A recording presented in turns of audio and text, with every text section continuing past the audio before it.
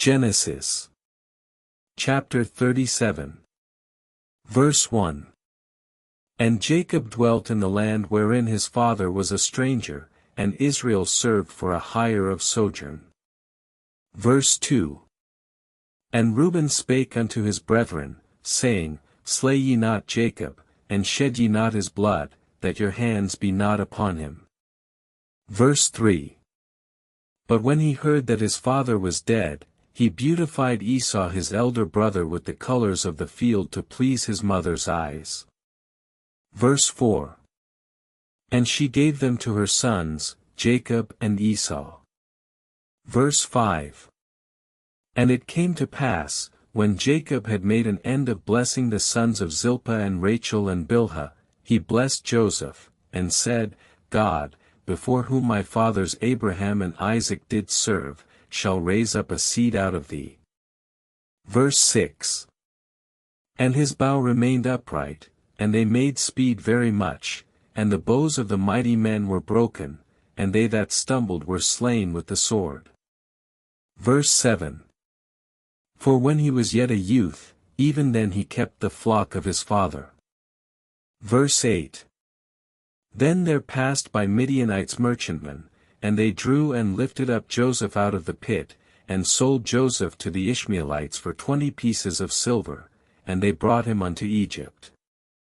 Verse 9.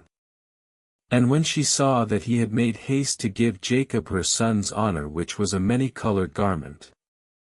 Verse 10. Then said Judah to Israel his father, Send the lad with me, and we will rise up early, I and he, and we will go unto thy brother, and we will say unto him, David riseth up, and he is not, and also of Benjamin his brethren he is dead. Verse 11.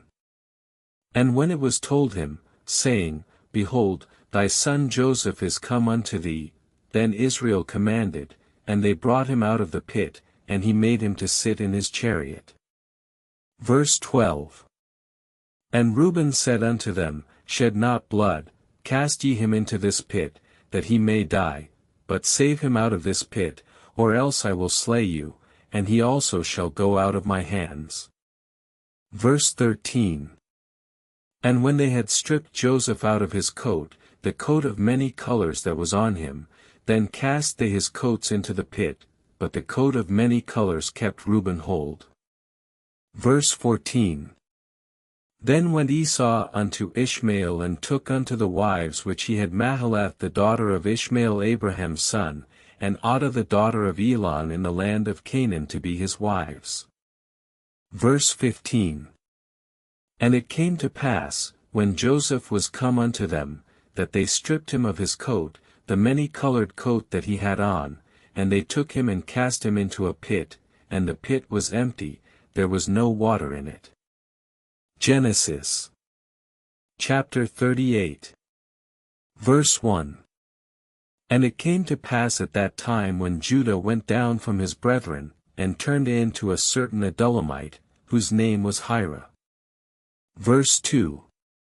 And Judah saw there a daughter of a certain Canaanite, whose name was Shua, and he took her, and went in unto her. Verse 3. And she verily bare him 3 sons, Onan, and Shelah. Verse 4. And when Judah had seen her, he thought her not fit to dwell with his brethren. Verse 5. And he turned again from her unto the man of whom she was, and said, What business hast thou here? Why didst thou take my wife? Historical context. In ancient cultures, including that of Judah, marriage was often arranged by families to secure alliances and property. Verse 6. And he answered, She is my sister, she bare me 3 sons, as it were by her own hand. Verse 7. And Peretz the Adullamite took her for a wife in order to raise children of his own. Verse 8. And it came to pass, when Judah had seen her, that he thought her not fit to dwell with him, and turned again from her unto the man, and said, What business hast thou here? Why didst thou take my wife? Verse 9. And he answered, She is my sister, she bare me 3 sons, as it were by her own hand. Verse 10. But Judah knew her not yet, neither had any child with her. Historical context. In ancient Israel, the Levirate marriage law required a widow's brother-in-law to marry her and raise children in his brother's name if he died without an heir. Verse 11. And it came to pass after 3 months that they sent. But truly I wrote unto you, saying, There was no child in her belly, and she took the kid of the goats, and forsook him in the wilderness, and said, It came not unto me.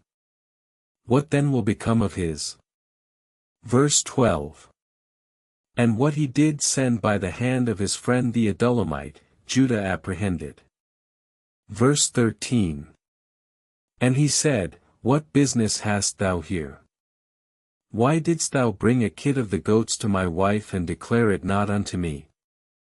Verse 14. And he answered, She had not forsaken him, but was so taken away by her sister. Verse 15. Then Judah knew the truth, she forsook him not, but had indeed been with another man. Historical context. In ancient Israel and its surrounding cultures, adultery laws often protected a woman's reputation rather than punishing her directly. If discovered, both parties might face severe consequences. Verse 16. And Judah said unto Tamar his daughter-in-law, What business hast thou here? Why didst thou forsake thy husband? Verse 17. For she had forsaken him for another man, and it came to pass that when Judah saw her he knew not that she was his daughter-in-law. Verse 18. And Tamar took, and put a purple garment upon herself, and overlaid the neck of camels with the same, and gave the kid of the goats in the hand unto the kinsman. Verse 19. And Judah said unto her, Why dost thou seem to be a harlot? Then she said, Because I have not espoused to any man, so they say that I may do what is good in mine eyes. Verse 20. And he turned back and saw her, and said, What business hast thou here? Why didst thou forsake thy husband? Verse 21. And she said unto him, He did not give me a kid of the goats, wherefore I said that I would not have any in mine house. Verse 22. So Judah sent forth his friend the Adullamite to fetch her the kid of the goats from the fold. Verse 23. But he did not send him unto her, for she had forsaken him and was with another man. Verse 24. It came to pass when the kinsman said unto Judah, She hath forsaken me, that is the truth, I have not espoused her unto any man. Historical context.